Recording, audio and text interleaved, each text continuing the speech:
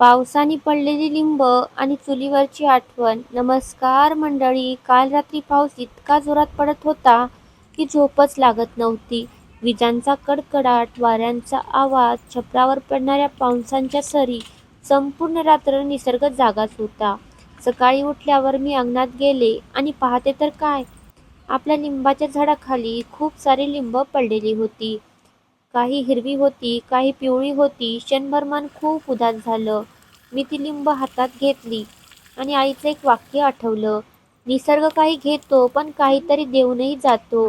मग मी ठरवलं, ही लिंब वाया जाऊ द्यायचीच नाहीत. आज याचंच आपल्या गावाकडच्या पद्धतीने गोड तिखट लोणचं बनवायचं. लोणच्यासाठी लिंब स्वच्छ धुतली, प्रेमाने कापली, एका परातीत टाकली, अर्ध लिंबाचं पाणी पिळून घेतलं, चूल पेटवली, लाकडींचा धूर हवेत दरवळू लागला. त्या धुरांचा सुगंध आणि बाहेर पडणारा हलका पाऊस. मन अगदी शांत झालं. कढईत जिरे भाजून घेतले, गरम करायला तेल ठेवलं, थोडीशी मेथी तळून घेतली. नंतर खलबत्त्यामध्ये भाजलेलं जिरं, मेथी वाटून घेतली. त्यामध्ये पॉलिश केलेली राई, हे सगळं एकत्र करून जाडसर वाटून घेतलं. त्याच तेलामध्ये लाल तिखट, हळद टाकली आणि गूळ वितळण्यासाठी चुलीवरती ठेवला.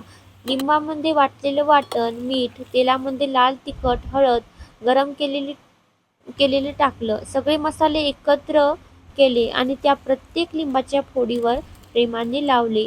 त्या क्षणी वाटलं, हे फक्त लोणचं नाही, ही आपल्या घरची परंपरा आहे. माझी आजी म्हणायची, चुलीवरचं जेवण आणि आईच्या हातचं लोणचं याची चव आयुष्यभर विसरता येत नाही. आज तीच गोष्ट किती खरी वाटते. बाहेर अजूनही पाऊस सुरूच आहे, पण घरात चुलीची ऊब आहे, बरणीत भरलेलं लोणचं आहे आणि मनात आई आजीची आठवणी आहेत.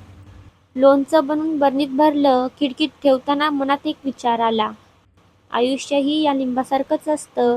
कधी वादळ येतं, कधी पाऊस येतो, सगळं संपल्यासारखंच वाटतं. पण जर आपण हार मानली नाही तर त्याच गोष्टीतून काहीतरी सुंदर तयार होतं. आज पावसाने पडलेली लिंब आमच्या जेवणाची चव वाढवणार आहेत. प्रत्येक घासाबरोबर आईची शिकवण आठवणार आहेत.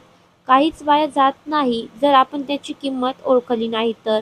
तुमच्याही घरी कधी पावसाने लिंब पडली आहेत का? त्याचं लोणचं बनवलं आहे का? मला कमेंटमध्ये नक्कीच सांगा हा. अशाच गावाकडच्या मनाला भिडणाऱ्या रेसिपी आणि गोष्टींसाठी व्हिडिओला लाईक करा, चॅनलला सबस्क्राईब करा आणि पुढच्या व्हिडिओमध्ये पुन्हा भेटूया. धन्यवाद.